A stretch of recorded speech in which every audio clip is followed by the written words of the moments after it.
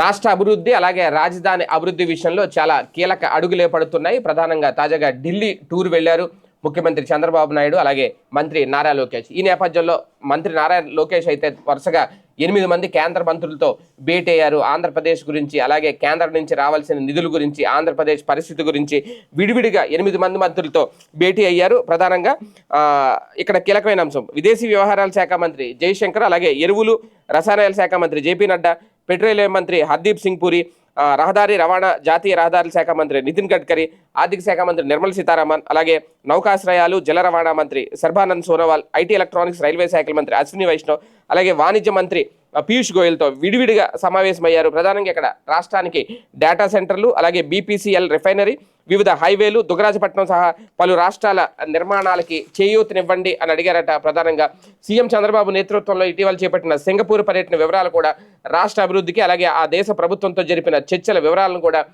జైశంకర్కి వివరించారు. ఇక్కడ ప్రధానంగా ఒప్పందాల సాకారానికి విదేశాంగ శాఖ తరపున సహకరించాలని కూడా కోరారట. రాష్ట్రంలో యూరియా సమస్యను ఈ నెల 21 నాటికి పరిష్కరిస్తామని, అప్పటికల్లా 29,000 మెట్రిక్ టన్నులు కేటాయిస్తామని కూడా కేంద్ర మంత్రి నడ్డా హామీ ఇచ్చారట.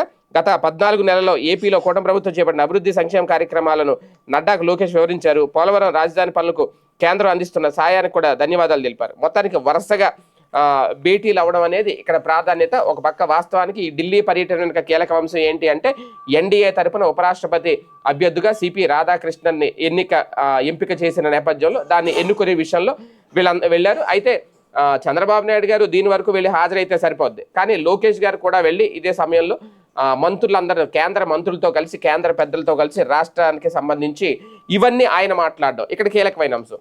వాస్తవానికి ఈయన ఐటీ విద్యాశాఖ మంత్రి, కానీ అన్ని శాఖలకు సంబంధించి అన్ని శాఖల మంత్రులను కూడా ఆయన కలవడం, అన్ని శాఖల మంత్రులతో మాట్లాడడం అంటే ఇక్కడ ఒక సంకేతం ఏంటి అంటే, ఇక ఆంధ్రప్రదేశ్కి కాబోయే సీఎం నారా లోకేష్ అనే సంకేతం. వాస్తవానికి వ్యవసాయ శాఖ మంత్రిని ఎవరు కలవాలి, నీటిపారుదల శాఖ మంత్రిని ఎవరు కలవాలి, ఆర్థిక శాఖ మంత్రిని ఎవరు కలవాలి.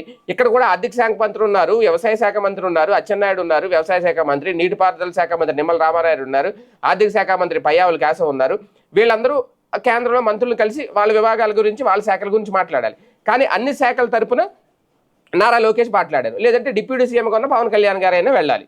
కాకపోతే ఇక్కడ లోకేష్ ఇనిషియేట్ తీసుకోవడం, ఇది తప్పు పట్టడానికి వీలేం లేదు, తప్పేం కాదు, కలవడం తప్పేం కాదు, ఒక మంత్రి వెళ్ళడం, పైగా ముఖ్యమంత్రి కుమారుడు. కాకపోతే ఇక్కడ వీళ్ళు ఇస్తున్న సంకేతం ఏంటి అంటే, కేంద్ర పెద్దలతో నిత్యం నారా లోకేష్ టచ్లో ఉండడం, అన్ని శాఖల గురించి ఆయనే మాట్లాడడం ఒక సంకేతం. భవిష్యత్తులో నారా లోకేష్ ఆంధ్రప్రదేశ్ సీఎంగా ఎంపిక చేయబోతున్నారు అనేది కూడా ఒక సంకేతం వస్తోంది.